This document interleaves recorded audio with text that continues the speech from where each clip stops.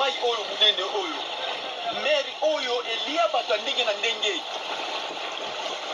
dimanche lelo na yaki mpona montre yo ke nzambe yokela ba oyo batikali na ngambu ya Afriki mawa yokela ba oyo balimba kati na ngambu ya Espagne yokela oyo balimba kati na ngambu ya Libye mpo bakende Italie na Sicile yokela oyo balimba kende Île de Malte apata Italie bazokota ba prison bazokoma ba esclave yokela oyo baza na ngambu ya Maroc bazokanga wa ba otage yokela oyo baza na ngambu ya Turquie bazolinga baya Grèce tala mai oyo munene tozopedre bandeko na kati ya mai oyo tozopedre bandeko na kati ya mai oyo Seigneur ezali faute na biso te faute ya bakonzi ya mboka balingi kobongisa mboka te yango tozoya butu mpona kokatisaka mai ebale munene oyo mpona koya na ngambu ya mikili ya mindele mpona kosalisa bafamille Seigneur bato bazokatisa na butu ya lelo Seigneur tya bango loboko mbila amona bango te polisi ya Grèce amona bango te polisi ya Turquie amona bango te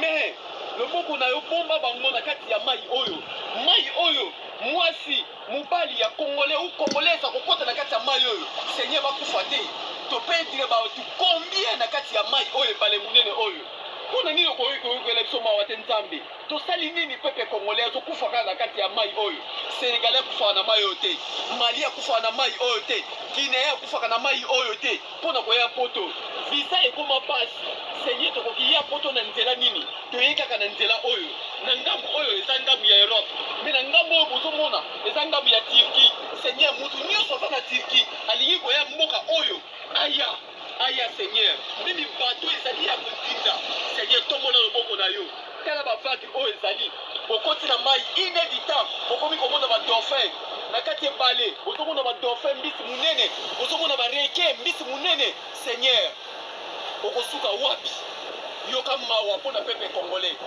bakonzi na biso bazonyokola biso tozokota banzambe oyo tokanaki te mpona koya poto me ngai nasengi loboko na yo naza na kondima na loboko na yo mutu nyonso akokatisa mai yo mpo ya Europe oyo aza Congolais akoma bafamille mingi na poto balinga koya liso Afriki te mpo bandeko na bango bakusi na mai oyo abengisaki leki na ye aya poto azalaki na volonté ya bien mais ndenge akomi na Turquie ou bien na Maroc ou bien na Libye akatisa boye ndeko akufa akoka kozonga lisusu te ndeko wana akozonga lisusu te bakanga ye ndoki na famille parce que bana obengisa ndeko poto ndeko akufi na nzela ya mai Congolais nyonso akokota na mai oyo mer oyo eza fleuve te oyo eza mer otala volume ya mai oyo otala munene ya mai oyo ndeko yo ye poto na nzela ya avion koloba mabe te mpona ndeko oyo ya poto na nzela oyo bana Israel yo leki bana Israel te yo leki apotre ya Paul te ndeko na ngai yokela bandeko bazoya na nzela ya Turquie mawa yokela bandeko baya na nzela ya Maroc mawa yokela bandeko bazoya na nzela ya Libye mawa baza bandeko na yo baza bafrère na yo priye mpona bango bato bazokufa butu moi na kati ya ebale munene oyo bozomona dauphin azolia bato te mais requin azolia bato bandeko mbote na bino ntomisanga kolandanga nzambe azwa lokumu partout boyali biloko mosusu ntango koyoka yango epesaka mawa mais nyonso foti na biso te bapays ya cité Sénégal baivoirien baguinéen bapays wana eza neti biso te eza mpe na richesse neti biso te mais c'est vrai que bango bapoliticien bazaka mwa moke avancé par rapport ya bapoliticien na biso monde entier politicien ya pli ya zoba eza politicien congolais kende kokuta bandeko na FCC Bangala bato bandondo bato Kisangani bato Kivu bato Balat batondi kuna pona nini pona ba servir Kabila batondi kuna pona nini pona ko servir Kabila ba servir ye 18 ans ba comprendre rien siko il faut ba servir ye lisusu ba so comprendre kaka eloko moko te mais eza bato wana mutu balobaka ke Kabila tanga te c'est pas possible eza bato wana mutu balobaka ke Kabila tanga te ndeko nanga bomoni 18 ya Kabila ndinga foutre merde na mboka oya biso. Mais boko sopana nyonso bino kuna atanke ba mandia. Eza mawa. Mais boye ba yango ya mbala oyo. Vote soki kozala na muta seni ya Kabila, vote kosala mate. Boye ba lelo ke mutu moko aza suna besoin ya Kabila te à part bino kota FCC. Congolais moko aza na besoin sur Kabila zate à part bino kota FCC de mandia. Eza mawa. Les politiciens congolais font la honte dans le monde entier. Comment bako zo bino pendant mona mukene wana ba otage, bozo comprendre rien. Et Tshilombo so ke komitika azo ka pe soni ta ko lobake rupture kozalate entre ye na FCC. A Tshilombo vraiment zo pousser bato ba pécher. Tshilombo zo ka soni te pour lobake rupture kozala nango te. Boka mo ba soda wana to moni wana ozo ko bazo lenga wana ya musalani. Bande konanga eza mawa. Thème nanga ezali le retour de Martin Fayulu est reporté. Et puis Mwamba, muto na kocha awa, Mwamba doit être arrêté. Mais na bosa ni koyebisa bino, général oyo bauti ko nommé mikolo oyo na fashi, général congolais, comme na Willy Yamba, na Goma kuna. Bauti ko empoisonné ya kufi. Bauti ko empoisonné ya kufi. Tshilombo mutu autaki ko nomeye na yebite soki nazana mwa elongi na ye na soki nazana elongi na ye awa pardon. Tshilombo autaki ko nomeye mikolo oyo autaki ko leka. Malheureusement aza congolais batu wana basepeli te ba empoisonné na minute oyo aza suna bisote. Voilà. Donc Tshilombo vraiment eza mawa mingi, vraiment mawa mingi. Nalobi beza bien que pour na Tshilombo eza mawa mingi. Bon vraiment na moni yango te mais na yebisi bino quand même que général Willy Yamba oyo bauti ko nommé mikolo oyo na fashi, c'est un Congolais. Aouti ko nommé na Goma kuna aouti ko kufa. Donc base ba empoisonné ye dossier na ye esili. Voilà. Donc bandeko eza mawa na lobby eza mawa.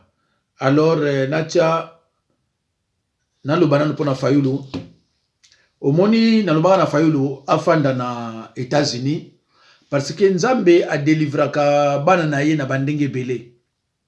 Lelo tension na mboka oya biso ezama sekite. Avanda na ye nano akeba parce que Kabila zobeta dernier match eza yango ase azwa Tshilombo. Mais ba oyo ba kutia mituma kasi ba bimisake baza ba congolais ekosuki la ba mabe. Mais toko bezonga pe simate, toko zonga pe simate. Mais mikolo yo pe manano. Parce que Kabila akoko tika jamais Kamere a souffrir kuna. Siko bazoko luka solution nini bakoko sala pona Kamere abima. Et loko ya nécessaire yangwana nini bakoko sala pona Kamere abima. Barataki na oyo na cour constitutionnelle. Sikoyo Kabila zo travailler te baza ko raisonner siko to kosala neni parce que Kamere fo abima. Alors pour Kamere fo abima Tshilo baza sous président de la République te. Pai ba kambo ezali yangwana. Yo muluba so olandaka nga. En tout cas, au moment où on a passé l'air, on même AVC, c'est mieux on a parce que on a la vérité dans des mots que nazo kebi sanga petit lombo. Mais bino bozo mona mbongo, bozo mona biloko wana nyoso te. Tala ndeko o ndenge zoloba, ndenge ba congolais bazo kufa na mai. Ezolo ba biloko te. Vraiment ce qui biloko o bozo landaka ngo, bongo yo o ke ko sala arrangement suna Kabila mais ndeko na ngai c'est vrai que oza sataniste mais kosukila bino mabe soki bamama Marthe lo bakomiti na baescroquerie oyo nani mwana o Christian auta kobunda soki hier avant-hier na boîte de nuit naza nango metina kolakisa bino yango eza te mais bandeko boyoka. En RDC, le nouveau président, sa famille et ses proches sont devenus des affairistes, des creuseurs de diamants et autres minéraux. Longtemps resté au chômage, le clan Fachi veut rattraper le temps perdu. Ils veulent rouler en limousine, construire des gratte-ciels comme des stars de cinéma. Leur terrain de chasse, c'est le Katanga. C'est pas moi qui le dis, c'est le petit bras droit de certains cadres de l'UDPS, parti familial. Fils Moukoko, qui voit la main du pouvoir lui échapper, dénonce et critique son propre chef, Félix Tshisekedi. Selon Fils Moukoko, Bobo Tshisekedi, frère du président Félix, a créé à la hâte sa propre compagnie minière du nom de Intercom. Ça s'appelle en droit conflit d'intérêts. Un autre frère du président a aussi goûté au miel des carrés miniers. Christian Tshisekedi, lui, a fait du DG de la Gécamine son garçon de course. Selon des informations des sources crédibles, Christian Tshisekedi vendrait au prix dérisoire les permis d'exploitation minière. Et ce n'est pas tout. Nous sommes en Afrique, la belle famille de Denise Nyakeru, femme du président, a carrément dit à Denise d'ouvrir les yeux, de ne pas dormir. C'est ainsi que John Nyakeru, frère de Denise Nyakeru, est revenu précipitamment de Londres et a créé MKT Sal. Le peuple d'abord devient la famille d'abord.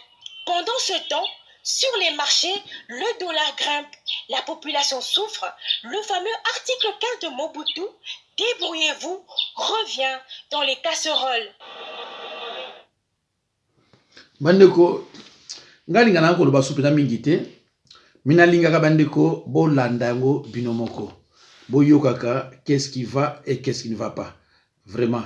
Alors bandeko nalobi ke pona Martin Fayulu afanda na enano atala après le 15 août soki akoko linga après le 15 août parce que bitumba oyo na kin bato ebele ba mususu bazo comprendre yango te. Oyo ezana Chilombo na Kabila. Chilombo azo comprendre rien, baluba pe bazo comprendre rien. Muluba moko auto komelanga achepe commentaire na ye na 0400 je crois 13 ou bien 12 à lobby. Le fait d'avoir Fachi comme président de la RDC, c'est une bénédiction pour nous autres. À lobby, le fait de voir Chilombo comme président de la RDC, c'est une bénédiction. Donc, ndeko nangai na yebisu te na Chilombo na baluba tokoloba na bango so ndenge nini. Nzambe a bénir Moyibi oyo azo faire souffrir peuple. Boyoki bino mo kuna nde balobi ke bakoma na bango ba diamantifère donc na katanga donc kuna de bango na bango. Mais bandeko, dans toute chose, il y a un commencement, il y a aussi une fin. Un jour, tu comprendre tout le monde a bimiga ba, on peut changer. Tous a toujours la foi. C'est vrai que c'est difficile, mais tous a toujours la foi que un jour, tôt ou tard, on peut encore récupérer notre pays. C'est vrai que les autres tout le monde a banamike, ba lingi Kabila tamukete. Yango no moni Kabila na ba chien na ye yakuna bazo pesaka peuple mbongo mais peuple soko azwi mbongo alingi na ye pe lisusu te. Peuple alingi congolais neti ngai na fani sa ba makambu mboka échanger. Ba Kabila wana baza ba criminel mitema be ata kutu mboka ngo eza yote. Ba mbongo ebele ya ndengo na kosala kutu tike musala ezala batu baliaka basala boye rien. Eza mawa mingi. Ndenge baza wana souci na bango elaka te peuple alia to asala. Souci na bango to se maintenir na pouvoir pour mbongo to pesaka ba mindele musu to pesaka na ba Rwanda et ainsi de suite. Eza mawa mingi bandeko nanga eza vraiment pasi. Mais bon likambo te toyoka susu oyo soki bakoloba nini tozoyoka kaka.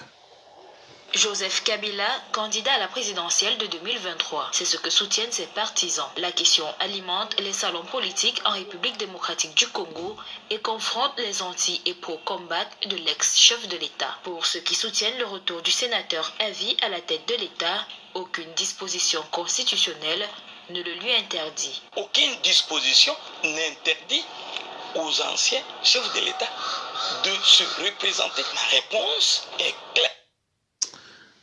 Ndeko, oyebi ke bato mosusu soki ozotala bango bazwi congolais alobake eloko moko eza kointerdire Kanambe apose candidature eza te. Donc aza na droit apose sous candidature na 2023 alors que ye aza déjà bolobi sénateur à vie. Mais peut-être français peut vous comprendre yango te. Yo za sénateur à vie. Mais ozoya kosala sous nini pour pesa sous candidature. Et les Congolais aussi vont soutenir hier. Ah, ndeko za mawa. Yango na ko moko fandi lobi mais osa soupeni ezamboka na yo. Toyoka na yoka kombo ya muto bien. Voilà. Bonjour maman, to sepeli ya to moni yo oui awa kolela doléance na yo. Oui bisabi yo moko ne loba po bato mokili ba yoka. Baye ba ndenge nini makambo ngo ezalaki. Ngai nazali kosala musale pa papa Alexi Tambwe Mwamba oyo azalaki ministre ya justice. Ye atindelaka nga mutu Shabani wana ti lelo bazalaka naye. Sikoyo mutu wana abengi toke komona ye abengeli nga docteur moko komona Guilain, papa Guilain. Docteur wana atali eta santé nanga alobeli papa savoir. Sikoyo akomi so auti Kinshasa ke Kindu azolingalinganga. Bobima na ye. Anabandi kobima na ye.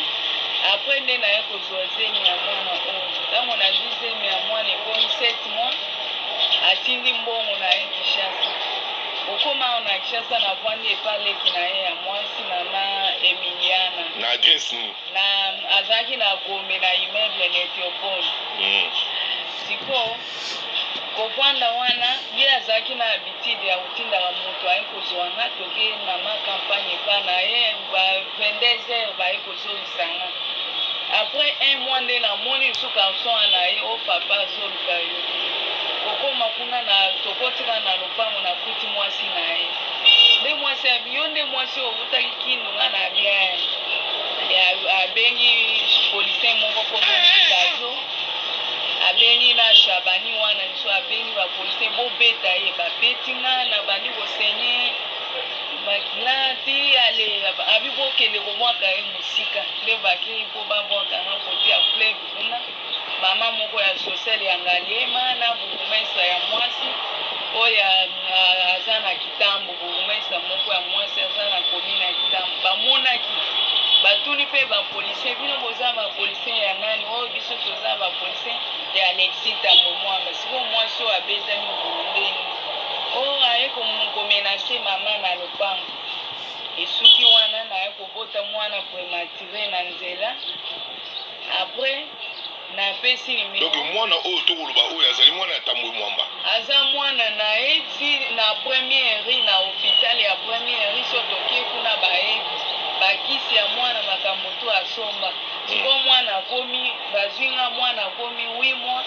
nde bamwasi aye kobetanga siko pour la deuxième fois abengani nga siko ndenge nasambola nazotambola na kokeba po mwasi aza na recherche ya makasi na bandeko na ye bavanda na sayo na bandali kuna bazolukisanga makasi mama nalobi boye soki balobi ke bosala ADN na mwana oyo na Tambwe Mwamba ozala d'accord na makambo koloba nga nalingi te wana esalema soki esalemi nga nakoseli na ndimi kokota commission donc yo siko po bato bamona yo il faut pesa numéro mais okobanda na 00243 après siko continue numéro na pesa numéro na 00243 tulongola 0 kolongola 0 le 00243 obandi mbamo na 82 777 55 63 bandela su mama 82 55 82 777 55 63. Et ça, trois infos pour comprendre bien, pour comprendre les émotions. Et ça, 82 777 55 63. Combo nani? Combo nanga Sifa Sylvie. Donc vous allez moto ou taille kindu? Na uti nde kindu nandenge na zambo kwa mina nga bande kunanga ba ebi position na zate awa na kishasa ngana mwana oli ekomi ifo mutu ya mawape sebiso ndoka nde ye kolo makambo asali azana na campagne na avenue Isbai na Oleki Saint-Luc nde kote azali mais ye kolo makambo mwasi na ye azana recherche yake ba elimine nga ndenge mwasi alobaki mokolo komonana bato bakolokota o na terase. Ko mama olingi ni chef de l'état sala mpona yo justice ya na mboka Félix abaki état de droit moto nyonso akozwa engagement na ye soki siko Félix amoni nalingi président chef de l'état atalelanga problème oyo en tout cas nako perdre vie de mama Denise aide nga na problème oyo po babengi Molière azoloba ngai ntango mwamba aza moninga na nga nakokota na likambo wana te sikoyo na kosala nini nde nazosenga mama Denise vraiment asunga nga vraiment na problème oyo tala nivo ye papa azali na nivo nga naza mwasi na ye azolobaki nga naza lokola fourmi oyebi combien mobali na nga aelimine yo oza lokola fourmi yango wana ebangisi nga makasi nazosenga mama Denise asunga nga na interrogation rapide na problème oyo. Merci maman. Bandeko bolandi pe boyoki Alexis Tambwe Mwamba. Alexis Tambwe Mwamba. Bandeko Mwamba wana so talibeza kuma baluba. Barwande bazwaka mingi bakombo ya baluba pona kosala makambo na bango et puis baluba bandima bango. Dans un pays très bien organisé, Tambwe Mwamba devrait être interpellé immédiatement et voire même incarcéré en détention préventive. Alors, maman oyo akokutana honorable. Honorable oboyoki ye moka bimisi kombo wana. Mais honorable on a le bina que Alexis Tambwe Mwamba aza mutulanga. Ozomona betranger mususu bande konanga. Kombo wangu tulabosa nyango muto yo azana sura banini wana. Oyoki alobi Alexis Tambwe Mwamba aza mutulanga mwana sa desate. Omoni makambo mwa azolo banani mama yo soki mungala. Cause la fanatique. Cause la fanatique. Na pays organisé li ba poto awa. Ndenge ba policier wana bake ko bwaka ye po ba boma ye akufa na miniti oyo soki awa Tambwe Mwamba malamu na prison akofa na kuna détention préventive en attendant procès na ye. Mais état de droit oyo bino ko kanga kaka batu moko de ya pamba mais vrai bato biso to zonga bokanga mais ça bango wana ti ba Alexis Tambwe Mwamba wana bakabila bato biso zo linga vraiment bino bokanga bango wana. Mama oyo azokosa te alubisoki te parce que selon mama oyo Alexis Tambwe Mwamba ye muto azwa ye na kindu azuye kuna aye na ye awa après avoir kutia ye grossesse tango aye na ye awa akuna zim suka 7 mois suka 8 mois aboti suka miboti la kite bakangi ye bako bwaka ye po boma ye aza kolobango aza na kati ya Kinshasa pa pesi telefone na ye. Alors sikoyo ndenge mukuna wakata ki ali à 20 ans parce que c'est un voyou, c'est un bandit qui a violé avec violence ndenge pe Tambwe Mwamba occasion ya ngoyo Félix occasion ya ngoyo ya kokanga Félix nani kokena ye au départ balobaki ya mukuna ayaki lukuta esuka na yango. Maman wana elle détenait encore d'autres preuves no kuna ke bakangi yake un violeur armé.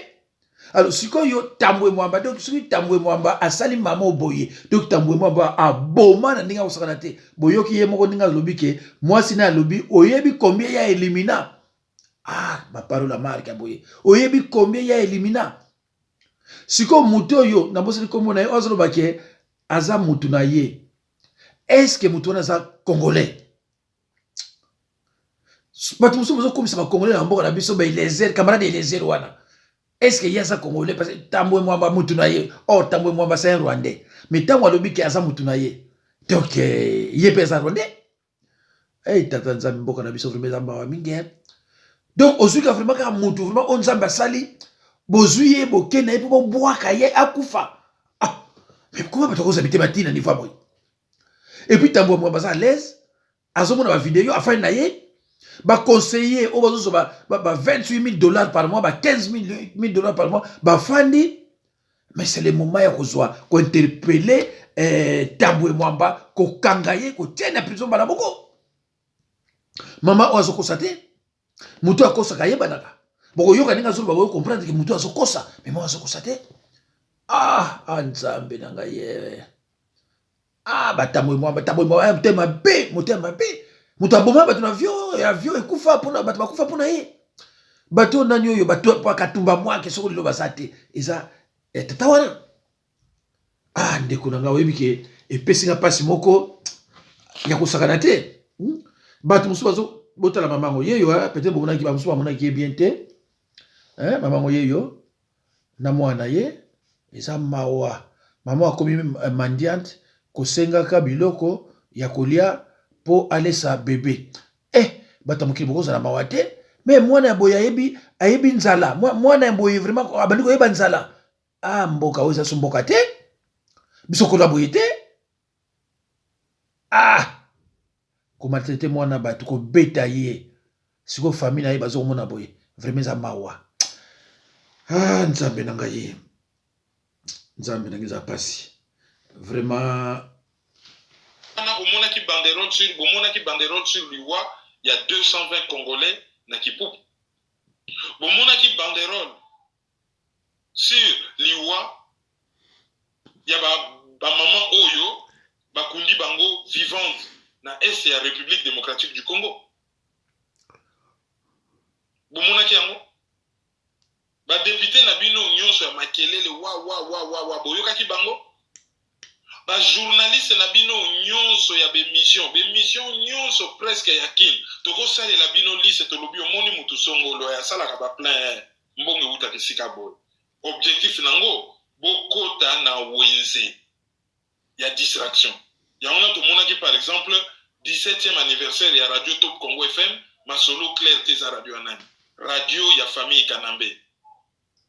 C'est ça la réalité hein. Bamekaki ko présenter net Obin Minaku kala bat basala ki radio ezala oui mais propriétaire ya radio na yango na télé 50 ba digital ezala na la plupart ba site internet ya kin na ba journaliste ba fabriquer la kabino na kin pona ba ko lembisa diaspora na ba misusu batinde la biso na diaspora ba fande la biso lokola lianzi na likolo comme poisson dans l'eau croyant que bat baye bakate mais biso ba misusu to yebi et to yebi que suka makamba Congo okobima na poisa baza wana ka pona komema biso na ubwenge ba débat moko koyoka bato bazo ganga wa mais eloko malunga bazo lobate lokola kaka wa bazo kakete bazo swana elobi to fandi boye 220 morts ba memeli biso mende na professeur Mbata baya kopesa biso leçon ya contre-instinct. Quel que soit le juridisme, la grande question est ça. Qu'est-ce que le Congo gagne? Ceux qui balongoli, les criminels John Numbi, va remplacer par les criminels Tango Fort. Qu'est-ce que le Congo gagne? C'est ça la grande question. C'est ça la question fondamentale. Bonjour, on a dit qu'il y a un truc qui cloche. Quelque chose, pardon, Bolimi, c'est un truc. Quelque chose qui cloche. Président Atindi, premier ministre et ministre de la Défense en mission, en 48 heures, a signé document dans le Congo Nabango. Et prof Mbata a eu ça la démonstration juridique, mais va se définir empêchement en français facile.